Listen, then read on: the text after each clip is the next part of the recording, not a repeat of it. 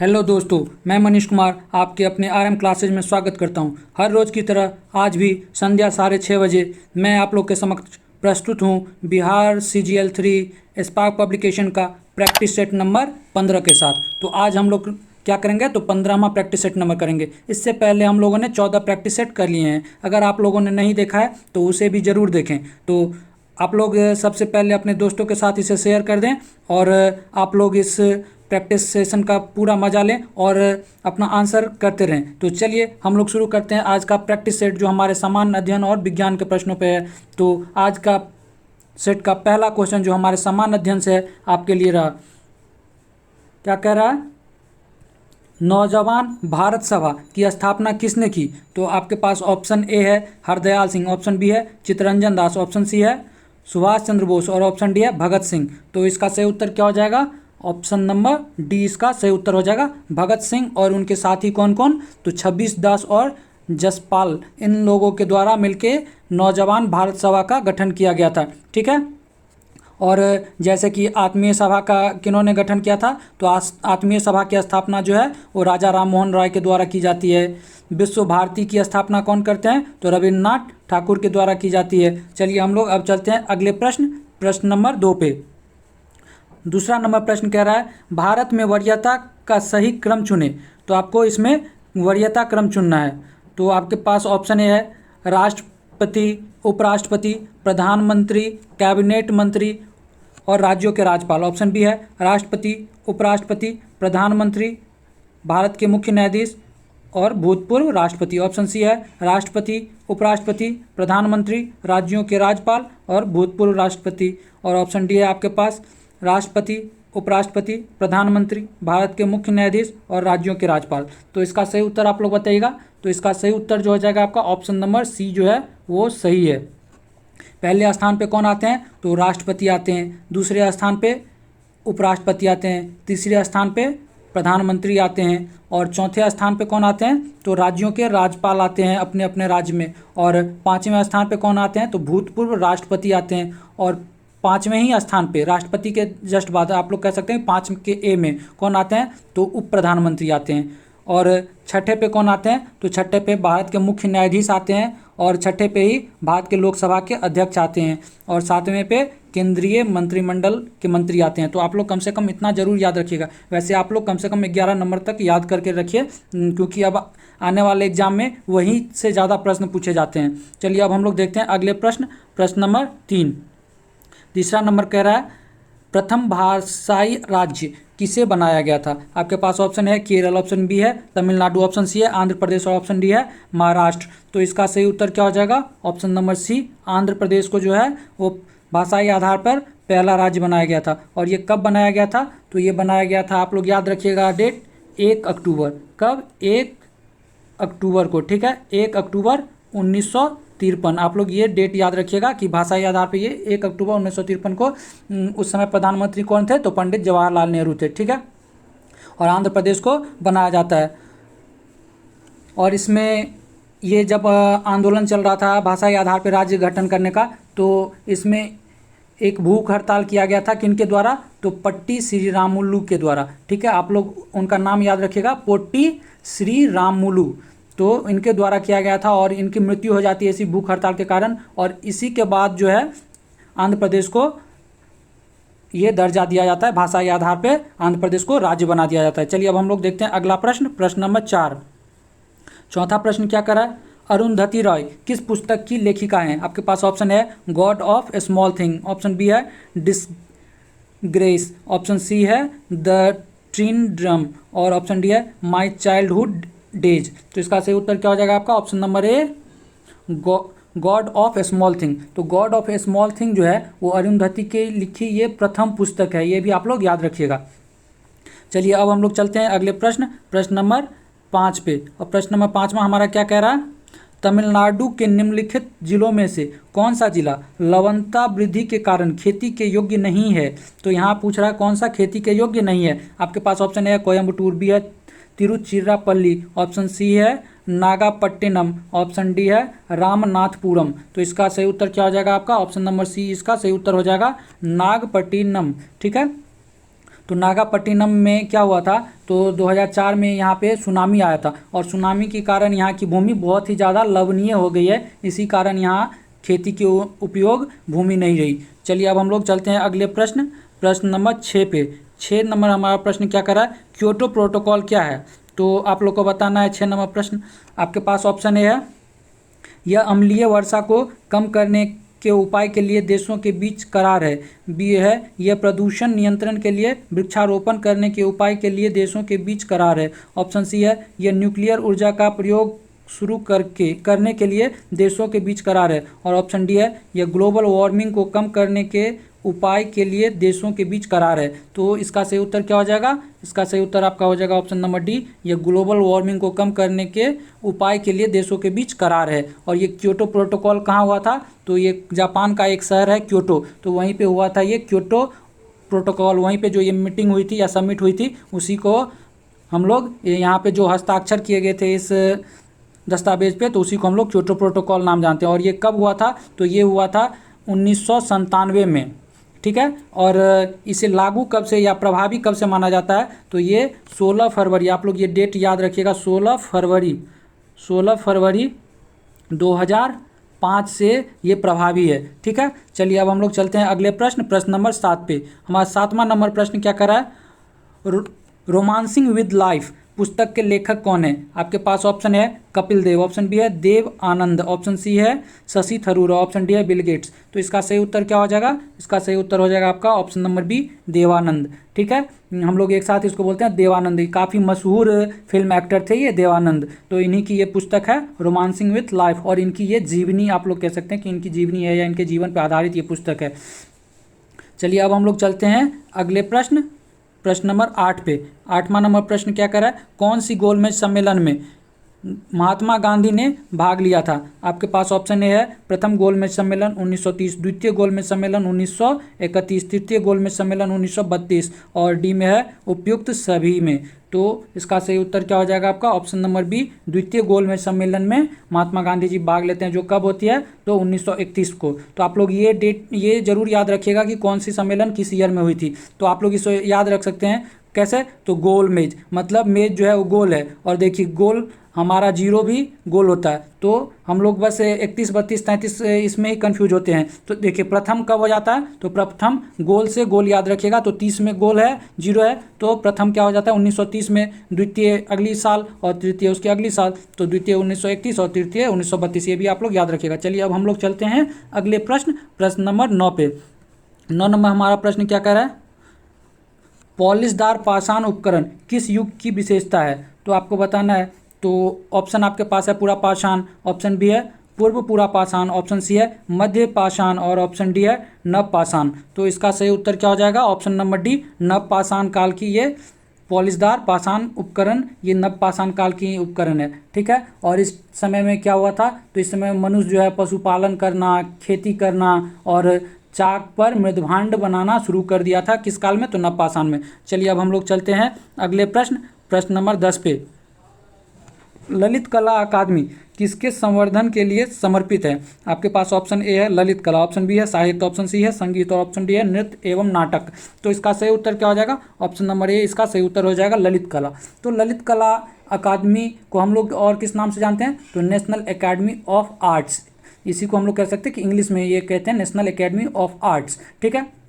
और इसमें क्या क्या आता है ललित कला में, तो चित्रकला आता है, मूर्ति कला आता है, लेखा चित्र कला आता है, तो ये सारे इसी में आते हैं। और इस ललित कला की स्थापना कब की गई थी, तो आप लोग याद रखिएगा 1954 में इसकी स्थापना होती है। और इसका मुख्यालय अगर आप लोग से पूछ लिया जाए या कहाँ की जाती है इसकी स्थापना, तो आप लोग इसे याद रखिएगा नई दिल्ली में इसकी स्थापना की जाती है। चलिए अब हम लोग चलते हैं अगले प्रश्न, प्रश्न नंबर 11 पे। 11 नंबर हमारा प्रश्न क्या करा है, मांग वक्र कब आंतरिक नहीं होता।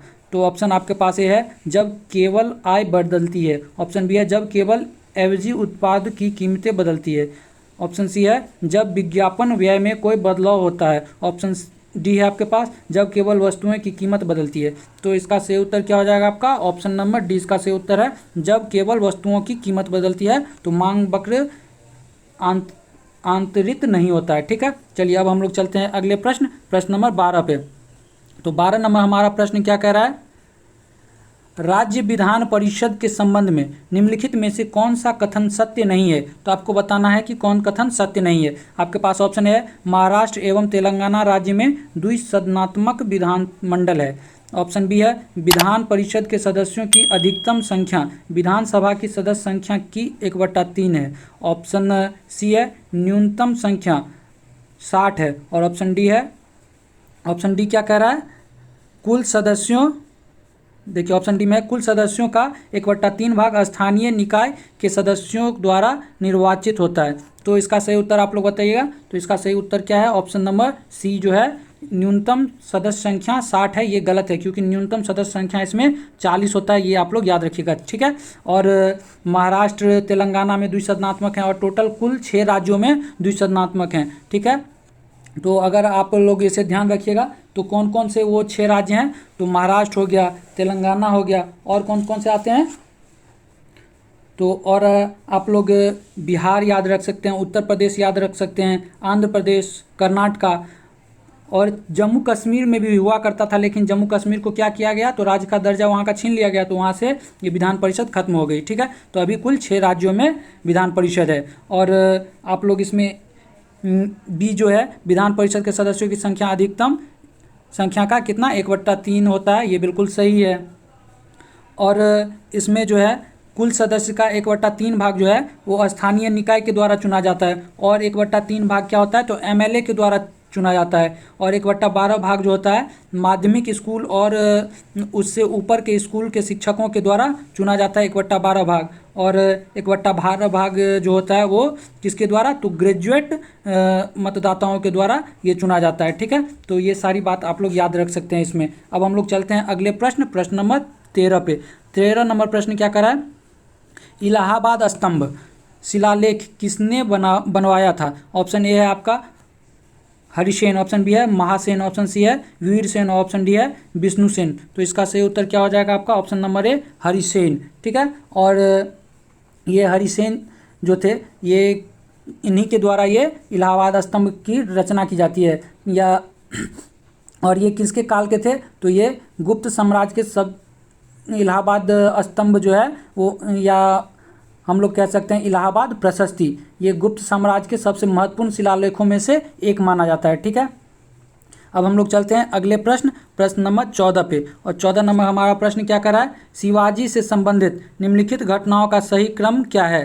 तो आपको बताना है। तो आपके पास पहला है राज्याभिषेक, दूसरा है सूरत की पहली लूटमार, ऑप्शन सी है कर्नाटक पर आक्रमण, ऑप्शन डी है पुरंदर दुर्ग पर विजय।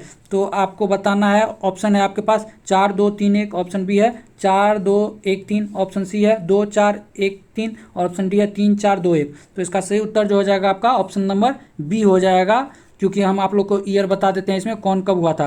तो देखिए राज्याभिषेक कब हुआ था, तो 1674 में, और शिवाजी की 2 बार राज्याभिषेक होती है, ये भी आप लोग याद रखिएगा। और सूरत की लूट मार कब होती है, तो लूट मार जो होती है वो 1664, आप लोग याद रखिएगा 1664 और 1670 में, ठीक है।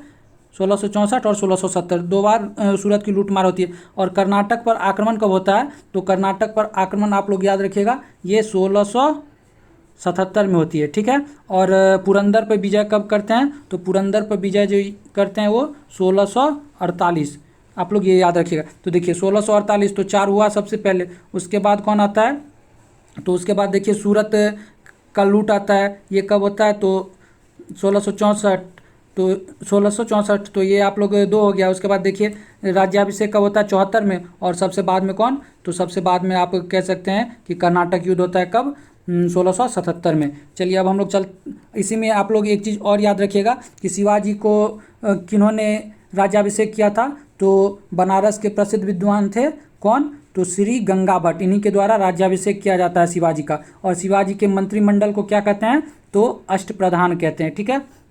चलिए अब हम लोग देखते हैं अगला प्रश्न।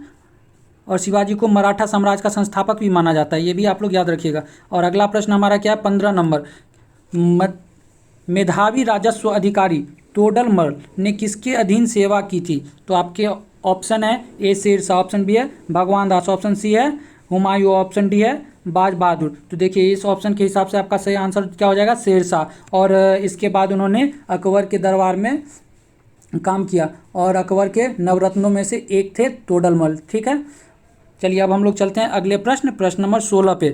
16 नंबर प्रश्न है, मिश्रित अर्थव्यवस्था का क्या अभिप्राय है। ऑप्शन ए है आपके पास, अर्थव्यवस्था में कृषि और उद्योग दोनों को बढ़ावा देना। ऑप्शन बी है, सरकारी एवं निजी क्षेत्रों का सह अस्तित्व। ऑप्शन सी है, सरकारी एवं गरीब ऑप्शन सी है, अमीर एवं गरीब का सह अस्तित्व। और ऑप्शन डी है, छोटे और बड़े उद्योगों का सह अस्तित्व। तो इसका सही उत्तर क्या हो जाएगा आपका, ऑप्शन नंबर बी, सरकारी एवं निजी क्षेत्रों का सह अस्तित्व। चलिए अब हम लोग चलते हैं अगले प्रश्न, प्रश्न नंबर 17 पे। किसने स्वायत्त निवेश को प्रेरित निवेश से पृथक किया था। ऑप्शन ए है शुम्पीटर, ऑप्शन बी है माल्थस, ऑप्शन सी है जॉन रॉबिन्सन, ऑप्शन डी है एडम स्मिथ। तो इसका सही उत्तर क्या हो जाएगा आपका, ऑप्शन नंबर ए, शुम्पीटर। चलिए अब हम लोग चलते हैं अगले प्रश्न, प्रश्न नंबर 18 पे। 18 नंबर प्रश्न क्या करा, भारत में प्रथम जैव मंडल रिजर्व की स्थापना कहाँ हुई थी। आपके पास ऑप्शन ए है कान्हा, ऑप्शन बी है नीलगिरी, ऑप्शन सी है नंदा देवी, ऑप्शन डी है हजारीबाग। तो इसका सही उत्तर हो जाएगा आपका ऑप्शन नंबर बी, नीलगिरी। और ये कब किया गया था, तो 1986 में इसे जैव मंडल रिजर्व घोषित किया गया था। ठीक है, अब चलिए हम लोग चलते हैं अगले प्रश्न, प्रश्न नंबर 19 पे। और प्रश्न नंबर 19 हमारा क्या कह रहा है, राष्ट्र संघ की स्थापना कब की गई थी। आपके पास ऑप्शन ए है 1918, ऑप्शन बी है 1920, ऑप्शन सी है 1939 में, ऑप्शन डी है 1914 में। तो इसका सही उत्तर क्या हो जाएगा आपका, ऑप्शन नंबर बी, 1920 में। और ये कब होता है, तो ये जब पहला विश्व युद्ध खत्म होता है तो इसके बाद पेरिस में शांति सम्मेलन होता है। उसी में क्या होता है, तो 10 जनवरी 1920 को राष्ट्र संघ का गठन किया जाता है। जो द्वितीय विश्व युद्ध के समाप्ति होने के बाद ये क्या हो जाता है, समाप्त हो जाता है। और इसके स्थान पे कौन आ जाते हैं, तो इनके स्थान पे आप लोग कह सकते हैं कि संयुक्त राष्ट्र संघ इसका जगह ले लेता है। चलिए अब हम लोग चलते हैं अगले प्रश्न, प्रश्न नंबर 20 पे। और प्रश्न नंबर 20 क्या है, ब्लैक होल त्रासदी कहाँ घटी थी। तो आपके पास ऑप्शन ए है मुंगेर, ऑप्शन बी है कलकत्ता, ऑप्शन सी है मुर्शिदाबाद, ऑप्शन डी है ढाका। तो इसका सही उत्तर क्या हो जाएगा, ऑप्शन नंबर बी, कलकत्ता। ठीक है, और ब्लैक होल घटना ये किसके शासनकाल में हुआ था, तो उस समय आप लोग कह सकते हैं कि सिराजुद्दौला जो थे वो बंगाल के नवाब थे। और इन्हीं के शासनकाल में ये होता है, ये क्या करते हैं, तो वहाँ के जो अंग्रेजी सैनिक होते हैं उनको 146 कितने, तो 146 अंग्रेज को क्या करते हैं, ये बंदी बना के एक कमरे में कैद कर देते हैं। और उस कमरे का साइज़ क्या होता है, तो कमरे का अगर आपसे पूछ लिया जाए तो 18 फीट लंबा होता है और 14.10 इंची या 14 फीट 10 इंची कह सकते हैं। 14 फीट 10 इंच क्या होती है, उसकी चौड़ाई होती है उस कमरे की। बस इतनी छोटी कमरे में क्या करते हैं, तो 146 लोगों को ये बंद कर देते हैं। और अगले दिन जब कमरा खोला जाता है तो उसमें से सिर्फ 23 व्यक्ति ही जीवित निकलते हैं और बाकी 123 की मृत्यु हो जाती है। और उसी में से एक जीवित रहने वाले व्यक्ति में से J.Z. हॉलवेल थे, उन्होंने ही इस घटना के बारे में बताया। ठीक है, तो आप लोग इसे ज़रूर याद रखिएगा। और ये घटना कहाँ घटी थी, तो कलकत्ता में। और ये कब घटी थी, आप लोग ये डेट जरूर याद रखिएगा, बार बार एग्जाम में पूछा जाता है। तो 20 जून, कब, 20 जून 1756 को। ठीक है, आप लोग ये डेट जरूर याद रखिएगा, 20 जून 1756 को ये ब्लैक होल की घटना घटती है। चलिए अब हम लोग चलते हैं अगले प्रश्न, प्रश्न नंबर 21 पे। 21 नंबर प्रश्न कर रहा है, विश्व वन्य जीव निधि का शिलान्यास किस वर्ष किया गया था। ऑप्शन ए है आपके पास 1865 ईस्वी, ऑप्शन बी है 1969 ईस्वी, ऑप्शन सी है 1992 ईस्वी, ऑप्शन डी है 1961 ईस्वी। तो इसका सही उत्तर हो जाएगा आपका ऑप्शन नंबर डी जो हो जाएगा 1961, इसका सही उत्तर हो जाएगा। और ये 29 अप्रैल 1961 को इसकी स्थापना की गई थी। और इसका अभी जो नाम है वो किस नाम से जाना जाता है, ये तो world wide fund for nature, आप लोग इसे WWF के रूप में जानते हैं। ठीक है, इसका पहले ही ये नाम था क्या, तो विश्व वन्यजीव निधि। अब इसका नाम क्या हो गया, तो world wide fund for nature इसका अभी का नाम है। ठीक है, और इसका मुख्यालय अगर आपसे पूछ लिया जाए मुख्यालय कहाँ है, तो मुख्यालय है बॉर्ड में, जो कहाँ है, स्विट्जरलैंड में। चलिए अब हम लोग चलते हैं अगले प्रश्न, प्रश्न नंबर 22 पे।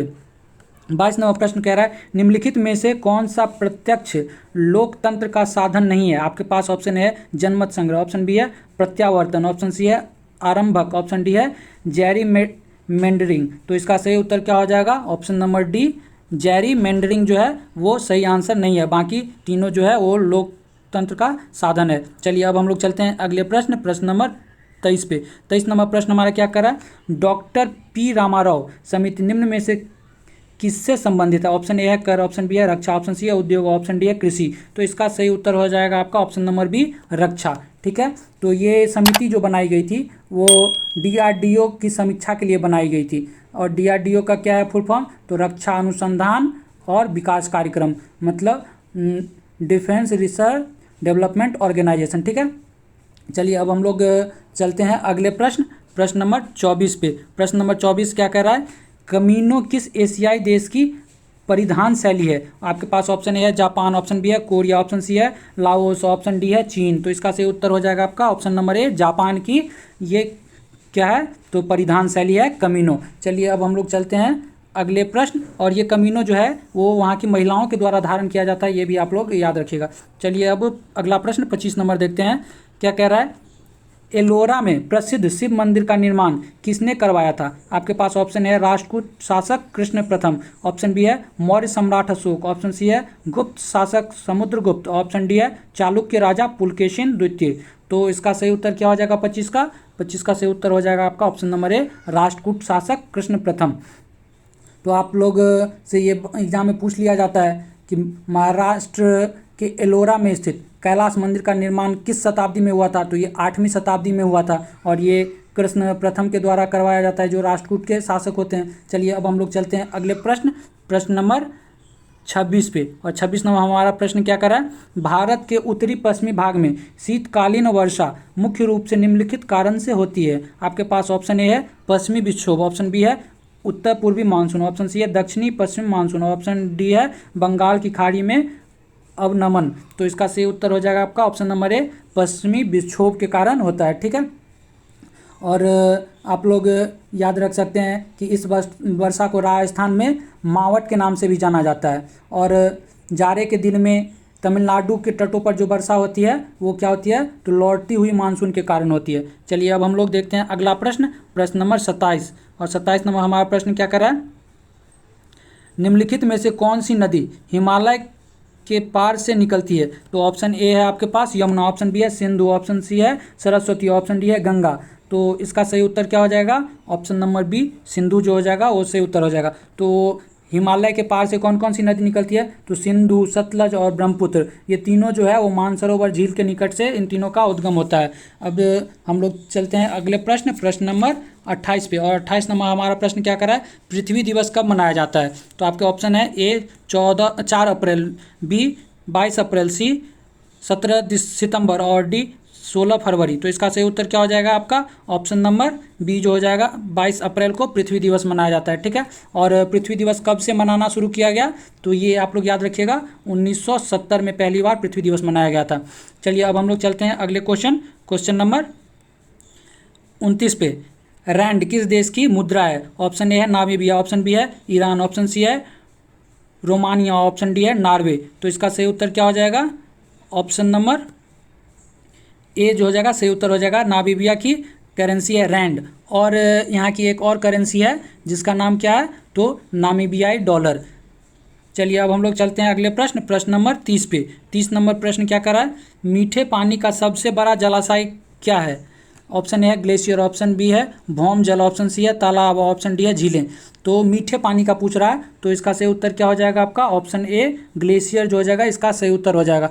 कुल पानी का लगभग 97.3% जो होता है वो हमारे समुद्र में मिलते हैं, और मात्र 2.7 में क्या होता है, तो ग्लेशियर, भौम जल, तालाब, झील, नदियाँ, इन सारे जगहों की पानी आती है। ठीक है, और सबसे बड़ी जो होती है वो ग्लेशियर होती है। चलिए अब हम लोग चलते हैं अगले क्वेश्चन पे, क्वेश्चन नंबर 31 नंबर क्वेश्चन कर रहा है, निम्नलिखित में से कौन सा पृथ्वी के घूर्णन का प्रावधान नहीं है? ऑप्शन ए है पवनों का विक्षेपण, ऑप्शन बी है कोरियोलिस बल की उत्पत्ति, ऑप्शन सी है दिन रात का बनना, ऑप्शन डी है ऋतु परिवर्तन। तो इसका सही उत्तर क्या हो जाएगा आपका ऑप्शन नंबर डी, ऋतु परिवर्तन जो है वो घूर्णन के कारण नहीं होता है। वो ऋतु परिवर्तन किस कारण से होता है, तो ये जब पृथ्वी सूर्य का परिक्रमण करती है इस कारण ऋतु परिवर्तन होता है। और पवन का विक्षोभ, कोरियोलिस बल या दिन रात का होना जो है वो पृथ्वी के घूर्णन, अपने अक्ष पे जो घूमती है इस कारण से होती है। और अपने अक्ष पे ये किस दिशा में घूमती है, तो ये अपने अक्ष पे पश्चिम से पूर्व की ओर घूमती है, ये बात भी आप लोग जानते होंगे। चलिए अब चलते हैं हम लोग अगले क्वेश्चन नंबर 32 पे।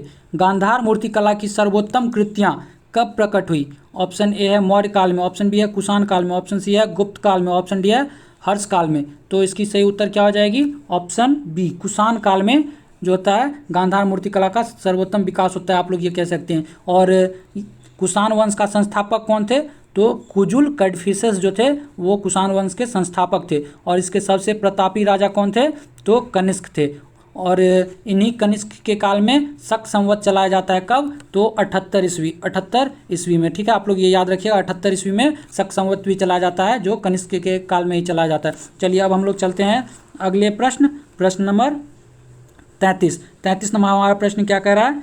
आपातकाल की उद्घोषणा हो तब निम्नलिखित में से कौन सा मूल अधिकार को छोड़कर अन्य सभी मूल अधिकार के प्रवर्तन के लिए न्यायालय में जाने का अधिकार लंबित होता है या लंबित रहता है? तो इसका ऑप्शन आपके पास है ए अनुच्छेद 20 और अनुच्छेद 21, ऑप्शन बी है अनुच्छेद 21 और अनुच्छेद 22, ऑप्शन सी है अनुच्छेद 19 और अनुच्छेद 20, ऑप्शन डी है अनुच्छेद 15 और अनुच्छेद 16। तो इसका सही उत्तर क्या हो जाएगा? अनुच्छेद आपका ऑप्शन ए अनुच्छेद 20 और अनुच्छेद 21 जो हो जाएगा इसका सही उत्तर हो जाएगा। ठीक है, अब हम लोग चलते हैं अगले प्रश्न पे, प्रश्न नंबर 34। अब प्रश्न नंबर 34 क्या कह रहा है? भारत के संविधान की निम्नलिखित में से कौन सी अनुसूची द्वारा स्वायत्त शासी जिला परिषदों की स्थापना का प्रावधान किया गया है? ऑप्शन ए है तीसरी अनुसूची, ऑप्शन बी है छठी अनुसूची, ऑप्शन सी है 8वीं अनुसूची, ऑप्शन डी है 10वीं अनुसूची। तो इसका सही उत्तर हो जाएगा आपका ऑप्शन नंबर बी, छठी अनुसूची में ये प्रावधान किए गए हैं। चलिए अब हम लोग देखते हैं अगला प्रश्न नंबर 35। और प्रश्न नंबर 35 कर रहा है राज्यसभा के सदस्यों के चुनाव की प्रक्रिया ग्रहण की गई है। तो ऑप्शन आपके पास ये है जापान के संविधान से, ऑप्शन बी है दक्षिण अफ्रीका के संविधान से, ऑप्शन सी है संयुक्त राज्य अमेरिका के संविधान से, और ऑप्शन डी है आयरलैंड के संविधान से। तो इसका सही उत्तर क्या हो जाएगा आपका? ऑप्शन नंबर बी जो हो जाएगा, ये दक्षिण अफ्रीका के संविधान से राज्यसभा के सदस्यों का चुनाव की प्रक्रिया ग्रहण की गई है। और दक्षिण अफ्रीका के संविधान से और क्या लिया गया है? तो संविधान संशोधन प्रक्रिया भी दक्षिण अफ्रीका के संविधान से ही लिया गया है। राष्ट्रपति के निर्वाचन मंडल की व्यवस्था जो है और राज्यसभा के नामांकन की व्यवस्था, ये दोनों जो है वो आयरलैंड से लिया गया है। और मूल कर्तव्य कहाँ से लिया गया है? तो मूल कर्तव्य आप लोग जानते होंगे कि ये रूस से लिया गया है। चलिए अब हम लोग चलते हैं अगले प्रश्न नंबर 36 पे। और 36 नंबर हमारा प्रश्न क्या कर रहा है? प्यूनिस युद्ध के मध्य लड़े गए, तो आपको बताना है ये प्यूनिक युद्ध जो है वो किसके किसके मध्य हुआ था? ऑप्शन ए है रोम और मैसेडोनिया, ऑप्शन बी है रोम और कार्थेज, ऑप्शन सी है रोम और मिस्र, ऑप्शन डी है रोम और सीरिया। तो इसका सही उत्तर क्या हो जाएगा आपका? ऑप्शन नंबर बी, रोम और कार्थेज के बीच प्यूनिक युद्ध हुआ था। और ये टोटल 3 प्यूनिक युद्ध लड़े गए थे। प्रथम जो हुआ था 261 ईसा पूर्व से 241 ईसा पूर्व, द्वितीय जो हुआ था वो 218 ईसा पूर्व से 201 ईसा पूर्व, और तृतीय जो हुआ था 149 ईसा पूर्व से 146 ईसा पूर्व। तो ये 3 युद्ध प्यूनिक युद्ध थे और तीनों में रोम की सेना को विजय मिलती है और कार्थेज की सेना को पराजय हासिल होती है। चलिए अब हम लोग देखते हैं अगला क्वेश्चन 37 नंबर। और 37 नंबर क्वेश्चन क्या कर रहा है? निम्नलिखित में से कौन सा मुख्यमंत्री के विषय में सही नहीं है? आपके पास ऑप्शन ए है अंतर राज्य परिषद का सदस्य, ऑप्शन बी है राष्ट्रीय विकास परिषद का सदस्य, ऑप्शन सी है राज्य योजना बोर्ड का अध्यक्ष, और ऑप्शन डी है राज्य मानवाधिकार आयोग का अध्यक्ष। तो इसका सही उत्तर जो हो जाएगा ऑप्शन नंबर डी जो हो जाएगा, ऑप्शन नंबर डी जो हो जाएगा, इसका सही उत्तर हो जाएगा राज्य मानवाधिकार बोर्ड का अध्यक्ष जो होते हैं ये मुख्यमंत्री नहीं होते हैं। ठीक है, अब हम लोग चलते हैं अगले प्रश्न नंबर 38 पे। और 38 नंबर प्रश्न क्या कर रहा है? देखिए आप लोग एक चीज़ इसमें और याद रख सकते हैं, राज्य मानवाधिकार बोर्ड का गठन कब हुआ था इस आयोग का गठन? तो इसका गठन जो हुआ था ये आप लोग याद रख सकते हैं 1993 में इसका गठन हुआ था। और इसके प्रथम अध्यक्ष आप लोग जरूर याद रखिएगा, इसके प्रथम अध्यक्ष कौन थे? तो रंगनाथ मिश्र। ठीक है, इसके प्रथम अध्यक्ष कौन थे? तो रंगनाथ मिश्र जो थे इसके प्रथम अध्यक्ष थे, ये भी आप लोग याद रखिए। चलिए हम लोग 38 नंबर प्रश्न देखते हैं क्या कह रहा है? जेम्स टोबिन के द्वारा पहली बार सुझाया गया टोबिन टैक्स निम्न में से किस लेन देन पर लगाया जाता है? ऑप्शन ए है आपके पास संपत्ति के लेन देन पर, ऑप्शन बी है करेंसी के लेन देन पर, ऑप्शन सी है कृषि उत्पाद के लेन देन पर, ऑप्शन डी है औद्योगिक उत्पाद के लेन देन पर। तो इसका सही उत्तर हो जाएगा ऑप्शन बी, करेंसी के लेन देन पर लगाया जाता है ये टोबिन टैक्स। और इसकी खोज किसने की थी या इसका प्रस्ताव किसने दिया था, तो जेम्स टोबिन ने दिया था, तो उन्हीं के नाम पे ये टोबिन टैक्स कहलाया। चलिए अब हम लोग चलते हैं अगले प्रश्न 39 नंबर पे। 39 नंबर प्रश्न है, मुगल दरबार में प्रमुख चित्रकार कौन था जिसके नेतृत्व में अकबर ने चित्रकला का एक पृथक विभाग स्थापित किया। ऑप्शन ए है आपके पास अब्दुल समद, ऑप्शन बी है सांवल दास, ऑप्शन सी है मुराद, ऑप्शन डी है मनोहर। तो इसका सही उत्तर हो जाएगा आपका ऑप्शन ए अब्दुल समद। ठीक है, और अब्दुल समद जो थे वो अकबर के समय के प्रसिद्ध चित्रकार थे, और उसी टाइम में दसवंत और वसावन भी चित्रकार थे। ठीक है, और अकबर ने सीरी कलम की उपाधि किसे दी थी, तो अब्दुल समद को ही सीरी कलम की उपाधि दिया गया था अकबर के द्वारा।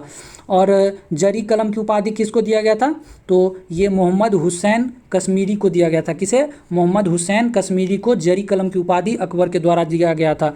और अकबर के दरबार में संगीतकार कौन थे, तो तानसेन जो थे वो संगीतकार थे। और तानसेन को किस चीज़ की उपाधि दिया गया था, तो कंठाभरण बानी विलास की उपाधि किसको दिया गया था, तो तानसेन को। चलिए अब हम लोग चलते हैं अगले प्रश्न नंबर 40 पे। 40 नंबर प्रश्न क्या कर रहा है, संस्कृति और शिक्षा का अधिकार वर्णित है। ऑप्शन ए है अनुच्छेद 28 और 29 में, ऑप्शन बी है अनुच्छेद 29 और 30 में, ऑप्शन सी है अनुच्छेद 30 और 31 में, ऑप्शन डी है अनुच्छेद 28, 29, 30 में। तो इसका सही उत्तर हो जाएगा आपका ऑप्शन नंबर बी, अनुच्छेद 29 एवं 30 में संस्कृति और शिक्षा के अधिकार का वर्णन किया गया है। तो हमारे संविधान में कुल 6 मौलिक अधिकार का वर्णन किया गया है, ये तो आप लोग जानते होंगे। और इसमें से समानता का अधिकार जो 14 से 18 तक अनुच्छेद में है, उसके बाद स्वतंत्रता का अधिकार जो अनुच्छेद 19 से लेकर 22 तक है, शोषण का अधिकार या शोषण के विरुद्ध अधिकार तो ये किस में है, तो ये है अनुच्छेद 23 से 24 तक। और धार्मिक स्वतंत्रता का अधिकार ये किस में है, तो अनुच्छेद 25 से लेकर 28 तक। और संस्कृति का अधिकार तो आप लोग जानते ही हैं 29 से 30 तक। और जो छठा है वो है संवैधानिक उपचारों का अधिकार, और ये किस में है, तो अनुच्छेद 32 में है। और ये पहले 7 अधिकार हुए करते थे, और 7वां कौन सा था, तो संपत्ति का अधिकार, जिसे हटा के अब क्या कर दिया गया है, तो विधायिक क्या किया गया है, तो संवैधानिक से हटा के वैधानिक उसे बना दिया गया है। ठीक है, चलिए अब हम लोग चलते हैं अगले प्रश्न नंबर 41 पे।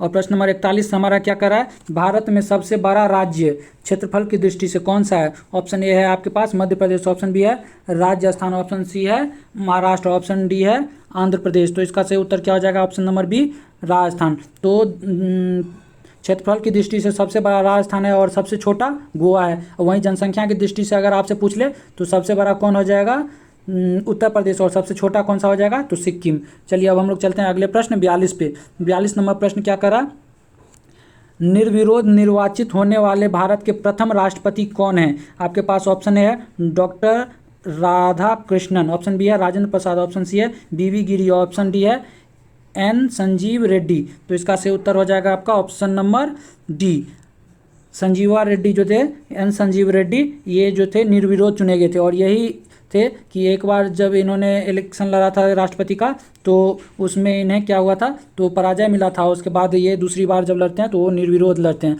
ठीक है, और ये 6ठे नंबर के राष्ट्रपति थे, ये भी आप लोग याद रखिएगा। और डॉक्टर राजेंद्र प्रसाद हमारे भारत में सिर्फ एक ऐसे व्यक्ति हैं जो 2 बार राष्ट्रपति बने हैं। और आप लोग इसी में एक चीज़ और याद रख सकते हैं, बीवी गिरी जो थे, ये इनका जो निर्वाचन होता है वो दूसरे चक्र के मतगणना के बाद बीबी गिरी को राष्ट्रपति के चुनाव में जीत मिलती है। चलिए अब हम लोग चलते हैं अगले प्रश्न नंबर 43 पे। भारत में बाजार नियंत्रण प्रणाली किस सुल्तान द्वारा लागू की गई। ऑप्शन ए है आपके पास अलाउद्दीन खिलजी, ऑप्शन बी है बलबन, ऑप्शन सी है फिरोज शाह तुगलक, ऑप्शन डी है मोहम्मद बिन तुगलक। तो इसका सही उत्तर क्या हो जाएगा, ऑप्शन ए अलाउद्दीन खिलजी। और इनके द्वारा ही ये बाजार नियंत्रण प्रणाली लगाया गया था। और इसमें क्या किया गया था, तो बेईमानी रोकने के लिए कम तौलने वाले व्यक्ति के शरीर से उतना ही वजन के बराबर मांस काट लिया जाता था, इस तरह के आदेश दिए गए थे। चलिए अब हम लोग देखते हैं अगले प्रश्न 44 नंबर क्या कर रहा है, अक्टूबर के 67 से 68 ईस्वी में चित्तौड़ पर आक्रमण के समय मेवाड़ का शासक कौन था? तो ऑप्शन ए है आपके पास महाराणा सांगा, ऑप्शन बी है राणा उदय सिंह, ऑप्शन सी है महाराणा प्रताप और ऑप्शन डी है राणा अमर सिंह। तो इसका सही उत्तर क्या हो जाएगा आपका? ऑप्शन नंबर बी जो हो जाएगा इसका सही उत्तर हो जाएगा। राणा उदय सिंह जो थे उस समय चित्तौड़ के शासक थे, ठीक है। और सेनापति कौन थे? तो जयमल उनके सेनापति थे। चलिए अब हम लोग चलते हैं अगले प्रश्न नंबर 45 पे।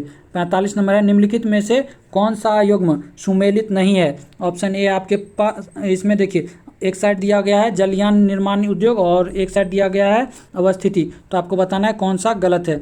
चलिए तो इसमें ऑप्शन ए है आपके पास गार्डन रिच शिप लिमिटेड, ये कोलकाता में है। B Goa shipyard limited, Vasco da Gama. Option C है मझगांव डॉक लिमिटेड, ये गोवा में। और डी में है हिंदुस्तान शिल्पयार्ड लिमिटेड, ये विशाखापट्टनम में। तो इसमें बताना है कौन सा गलत है। तो आपका ऑप्शन नंबर सी इसमें गलत है, ये गोवा में नहीं, ये मुंबई में है, ठीक है। और इसकी स्थापना कब किया गया था? तो इसकी स्थापना 1934 में किया गया था। चलिए अब हम लोग चलते हैं अगले प्रश्न नंबर 46 पे। निम्न में से कौन सी भारतीय संविधान की विशेषता नहीं है? ऑप्शन ए है आपके पास सरकार का संघीय रूप, ऑप्शन बी है न्यायपालिका की स्वतंत्रता, ऑप्शन सी है सरकार का अध्यक्षतात्मक रूप और ऑप्शन डी है संघीय सरकार। तो 46 का सही उत्तर क्या हो जाएगा आपका? ऑप्शन नंबर सी जो हो जाएगा आपका सही हो जाएगा, सरकार का अध्यक्षतात्मक रूप, ठीक है। चलिए अब हम लोग चलते हैं अगले प्रश्न नंबर 47 में। 47 नंबर हमारा प्रश्न क्या कर रहा है? उपराष्ट्रपति के द्वारा किसी अपराध में दंड को कुछ समय के लिए निलंबन करना कहलाता है। ये उपराष्ट्रपति नहीं, यहाँ पे राष्ट्रपति होना चाहिए था, ठीक है। और ऑप्शन ए है आपके पास क्षमा, ऑप्शन बी है परिहार, ऑप्शन सी है विराम, ऑप्शन डी है प्रविलंबन। तो इसका सही उत्तर क्या हो जाएगा आपका? 47 का ऑप्शन नंबर डी प्रविलंबन। देखिए उपराष्ट्रपति को भी ये सारे अधिकार प्राप्त हैं, लेकिन उपराष्ट्रपति जो है किसी को कभी भी मृत्यु दंड से क्षमा नहीं दे सकते हैं, ठीक है। चलिए अब हम लोग चलते हैं अगले प्रश्न नंबर 48 पे। प्रश्न नंबर 48 हमारा क्या कह रहा है? भारतीय राज्यों का आज़ादी के बाद पुनर्गठन मुख्यतः किस आधार पर किया गया था? तो ऑप्शन ए है आपके पास भाषाई आधार पर, ऑप्शन बी है धार्मिक आधार पर, ऑप्शन सी है आर्थिक आधार पर, ऑप्शन डी है प्रथा एवं परंपराओं के आधार पर। तो इसका सही उत्तर क्या हो जाएगा? ऑप्शन नंबर ए भाषाई आधार पर। इसी प्रैक्टिस सेट में हमने पहले भी इस तरह के क्वेश्चन देखे हैं। और ये कब किया गया था? तो ये आप लोग को मैंने बताया था कब किया गया था ये, तो 1 अक्टूबर 1953 को, ठीक है। और ये कौन सा राज्य बनाया गया था? तो आंध्र प्रदेश बनाया गया था। और किन्होंने इसमें भूख हड़ताल किया था? तो आप लोग को उनका नाम जरूर याद रखना चाहिए। तो रामुल्लू के द्वारा इसमें भूख हड़ताल किया जाता है। चलिए अब हम लोग चलते हैं अगले प्रश्न नंबर 49 पे। निम्नलिखित में से कौन सा युग्म संस्थापक और समाचार पत्र सुमेलित नहीं है? तो आपको बताना है कौन सा सुमेलित नहीं है। आपके पास ऑप्शन ए है राजा राम मोहन राय संवाद कुंवैदी, ऑप्शन बी है ईश्वर चंद्र विद्यासागर सोम प्रकाश, ऑप्शन सी है मोतीलाल घोष अमृत बाजार पत्रिका, ऑप्शन डी है Annie Besant servants of India. तो इसका सही उत्तर क्या हो जाएगा आपका? Annie Besant servants of India, ये गलत है, क्योंकि सर्वेंट्स ऑफ इंडिया के कौन थे? तो गोपाल कृष्ण गोखले के द्वारा किया गया है। और एनी बेसेंट के द्वारा कौन कौन सा किया गया है? तो कॉमनवेल्थ और न्यू इंडिया, ठीक है। और आप लोग एक चीज़ और याद रखिएगा, ये जो अमृत बाजार पत्रिका थी, ये वर्नाकुलर प्रेस एक्ट से बचने के लिए क्या करता है? तो रातों रात क्या होता है? तो बंगाली से ये अंग्रेजी भाषा में अपने आप को ये परिवर्तित कर लेता है। चलिए अब हम लोग चलते हैं अगले प्रश्न नंबर 50 पे, जो हमारे सेशन का आज का जो है सामान्य अध्ययन का आखिरी प्रश्न है। क्या कह रहा है? निम्नलिखित में से कौन कैबिनेट मिशन का सदस्य नहीं था? तो ऑप्शन ए है William Ward, option B Pethick Lawrence, option C Stafford Cripps, option D A B Alexander. तो इसका सही आंसर जो हो जाएगा आपका option number A William Ward जो है इसके सदस्य नहीं थे। और ये भारत कब आती है कैबिनेट मिशन? तो 24 मार्च कितना? तो 24 मार्च, आप लोग याद रखिएगा 24 मार्च 1946 को, ठीक है। और इसका गठन कौन करता है?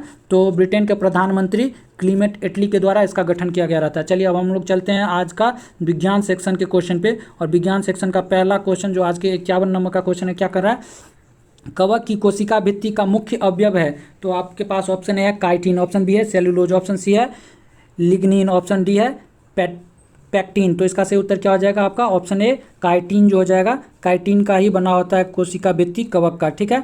और कवक जो है कवक में संचित भोजन जो है वो ग्लाइकोजेन के रूप में भंडारित रहता है, ये भी आप लोग याद रखिएगा। और कवक के अध्ययन को क्या कहते हैं? तो कवक के अध्ययन को माइकोलॉजी कहा जाता है। चलिए अब हम लोग चलते हैं अगले प्रश्न नंबर 52 पे। 52 नंबर क्वेश्चन क्या कर रहा है? निम्नलिखित में से कौन सा प्रघटना यह निर्णय लेने में सहायक होती है कि प्रकाश एक अनुप्रस्थ तरंग है? ऑप्शन ए है व्यक्तीकरण, ऑप्शन बी है विवर्तन, ऑप्शन सी है ध्रुवीकरण, ऑप्शन डी है अपवर्तन। तो इसका सही उत्तर हो जाएगा आपका ऑप्शन नंबर सी ध्रुवीकरण। ध्रुवीकरण जो है वो ध्वनि में नहीं होता है, ठीक है। चलिए अब हम लोग चलते हैं अगले क्वेश्चन नंबर कौन सा? तो 53 पे। अल्फा विष का उत्पादन होता है, आपके पास ऑप्शन है जीवाणु द्वारा, ऑप्शन बी है शैवाल द्वारा, ऑप्शन सी है विषाणु द्वारा, ऑप्शन डी है कवक द्वारा। तो 53 का सही उत्तर हो जाएगा आपका ऑप्शन नंबर डी कवक के द्वारा। तो अल्फा विष को हम लोग एफ्लाटॉक्सिन भी कहते हैं, ठीक है। और ये मक्का, मूंगफली, कपास जैसे फसलों पे ये लगते हैं, ठीक है।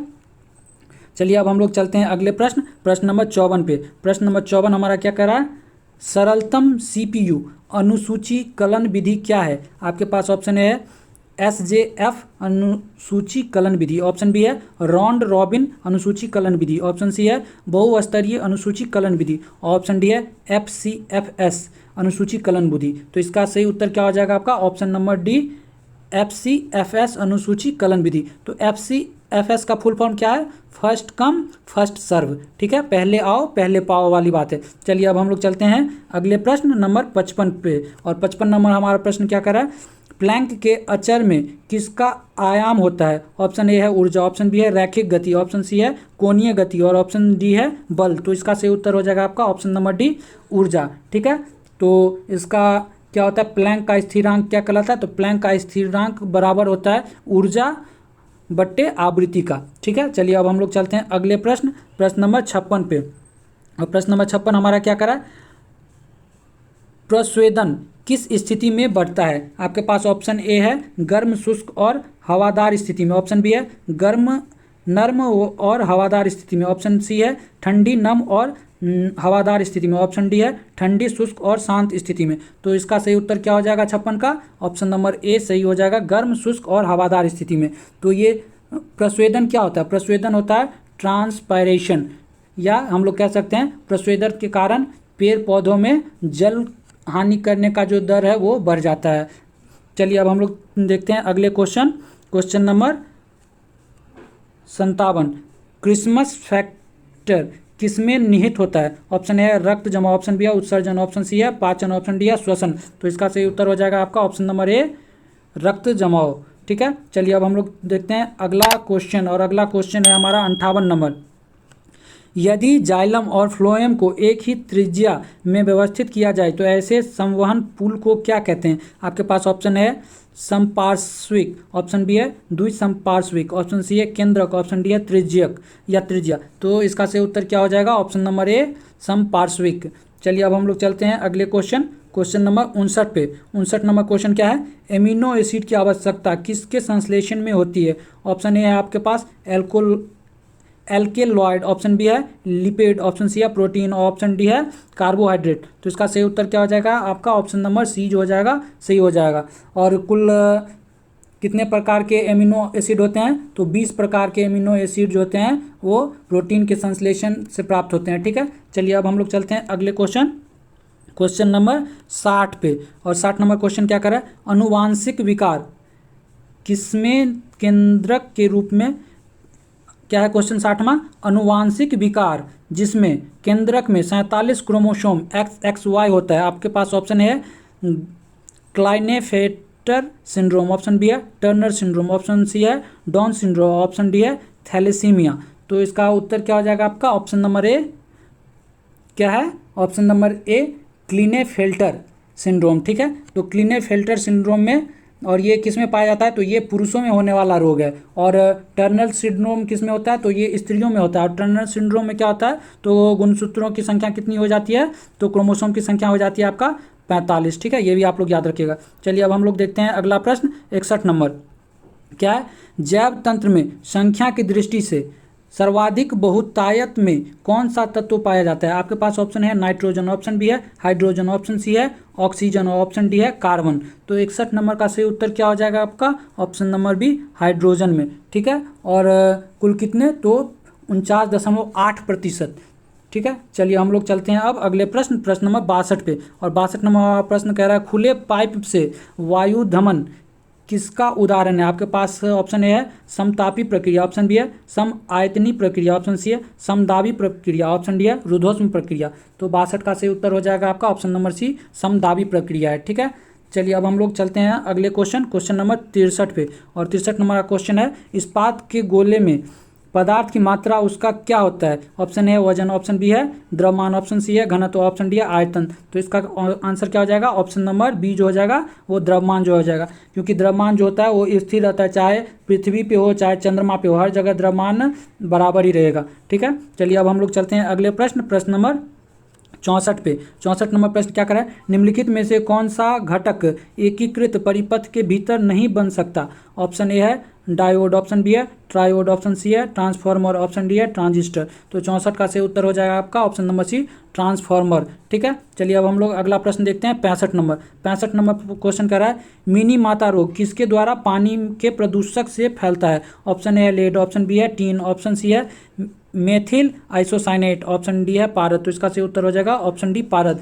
जिसे हम लोग पारा या मरकरी के रूप में भी जानते हैं। ठीक है, और इसी के अधिकता से क्या होता है? जल में इसकी अधिकता हो जाती है, जिस कारण क्या होता है? तो मिनी माता रोग हो जाता है।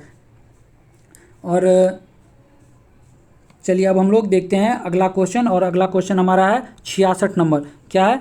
विद्युत और चुंबकत्व के बीच लिंक के खोज। क्या है हमारा क्वेश्चन 66 नंबर? विद्युत और चुंबकत्व के बीच लिंक की खोज किसने की थी? तो ऑप्शन ए है वोल्ट था, ऑप्शन बी है मैक्सवेल, ऑप्शन सी है डीजल और ऑप्शन डी है माइकल फेराडे। तो इसका सही उत्तर क्या हो जाएगा? Option number D Michael Faraday के द्वारा इसकी खोज की गई थी। और ये कब किया गया था इसका खोज? तो 1791 ईस्वी में। और माइकल फेराडे कहाँ के हैं? तो इंग्लैंड के हैं। चलिए अब हम लोग चलते हैं अगले क्वेश्चन, क्वेश्चन नंबर 67 पे। निम्नलिखित में से कौन सा हाइड्रोजन का समस्थानिक नहीं है? तो आपको बताना है हाइड्रोजन का समस्थानिक नहीं है। ऑप्शन ए है आपके पास प्रोटियम, ऑप्शन ए है ड्यूटेरियम, ऑप्शन सी है ट्राइटियम, ऑप्शन डी है क्या है इट्रियम। तो इसका सही उत्तर हो जाएगा ऑप्शन डी इट्रियम जो है वो हाइड्रोजन का समस्थानिक नहीं है। और ड्यूटेरियम को ही हम लोग DTO कहते हैं या भारी जल। ठीक है, चलिए अब हम लोग चलते हैं अगले प्रश्न, प्रश्न नंबर 68 पे। पद जिन किसने बनाया था? तो ऑप्शन ए है आपके पास मेंडल, ऑप्शन बी है जोहानसन, ऑप्शन सी है वाटसन और ऑप्शन डी है वीडल। तो आपसे पूछा जा रहा है कि जिन शब्द किसने दिया था? तो जिन शब्द जो है वो दिया गया था आपका किसके द्वारा? तो ऑप्शन बी सही हो जाएगा, जोहानसन के द्वारा ये दिया गया था। ठीक है, और गुणसूत्र के वंशानुगत का वाहक कहा जाता है किसे? तो जिन को कहा जाता है। और ये कब दिया गया था? तो 1909 में दिया गया था। चलिए अब हम लोग देखते हैं अगला प्रश्न 69 नंबर। और 69 नंबर प्रश्न क्या कर रहा है? ग्लूकोज का एक अणु एंजाइम उत्प्रेरक श्रृंखलाओं की अभिक्रियाओं द्वारा पायरुविक अम्ल के दो अणुओं में टूट जाता है। इस प्रक्रिया को कहते हैं। ऑप्शन ए है आपके पास इलेक्ट्रॉन परिवहन तंत्र, ऑप्शन बी है क्रेब्स चक्र, ऑप्शन सी है ग्लाइकोलिसिस, ऑप्शन डी है ऑक्सीकारी फॉस्फोरिलीकरण। तो इसका सही उत्तर क्या हो जाएगा? इसका सही उत्तर हो जाएगा आपका ऑप्शन नंबर सी ग्लाइकोलिसिस। चलिए अब हम लोग चलते हैं अगले प्रश्न, प्रश्न नंबर 70 पे।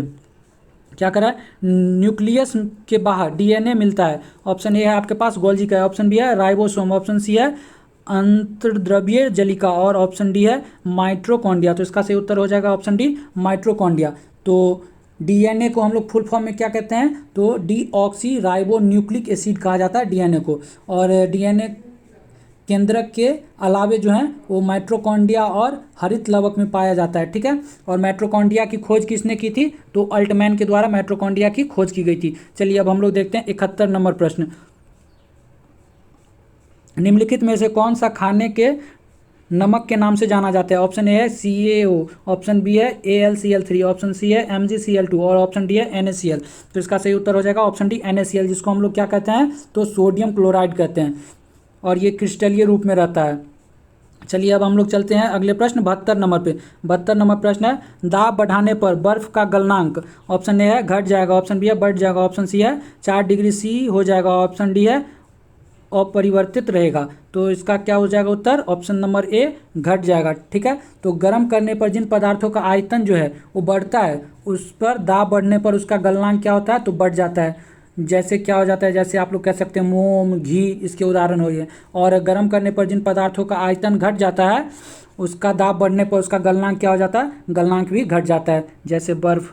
चलिए हम लोग अब अगला क्वेश्चन देखते हैं, क्वेश्चन नंबर 73 नंबर क्वेश्चन क्या करा है? प्रकाश बिखराव किस में होता है? ऑप्शन ए है कोलाइडी घोल, ऑप्शन बी अम्लीय घोल, ऑप्शन सी है वैद्युत अपघटनी घोल, ऑप्शन डी है बेसिन घोल। तो इसका सही उत्तर हो जाएगा आपका ऑप्शन ए कोलाइडी घोल। ठीक है, चलिए अब हम लोग, और इसमें क्या होता है, ये टिंडल प्रभाव के या टिंडल इफेक्ट के कारण ऐसा होता है। चलिए अगला क्वेश्चन देखते हैं, 74 नंबर। उच्च ऑक्टेन ईंधनों के उत्पादन में उत्प्रेरक के रूप में निम्नलिखित में से किसका प्रयोग किया जाता है? आपके पास ऑप्शन ए है HNO3, ऑप्शन बी है H2SO4, ऑप्शन सी है HCl, ऑप्शन डी है HF। तो इसका सही उत्तर क्या हो जाएगा आपका? ऑप्शन नंबर बी जो हो जाएगा, इसका सही उत्तर हो जाएगा H2SO4। और H2SO4 को किस नाम से जानते हैं? तो सल्फ्यूरिक एसिड के नाम से हम लोग जानते हैं। चलिए अब हम लोग देखते हैं आज के सेशन का आखिरी प्रश्न। ठीक है, और आखिरी प्रश्न कौन सा नंबर है? तो 75 नंबर का। आकाश में तारा टिमटिमाता हुआ दिखाई देता है का कारण है? तो आपके पास ऑप्शन है वायुमंडल द्वारा प्रकाश को छितराना, ऑप्शन बी है वायुमंडल द्वारा प्रकाश का परावर्तन, ऑप्शन सी है वायुमंडल द्वारा प्रकाश का अपवर्तन, और ऑप्शन डी है वायुमंडल द्वारा प्रकाश का विवर्तन। तो इसका सही उत्तर हो जाएगा आपका ऑप्शन नंबर सी, वायुमंडल द्वारा प्रकाश का अपवर्तन। तो देखिए इसे हम लोग कैसे याद रखते हैं?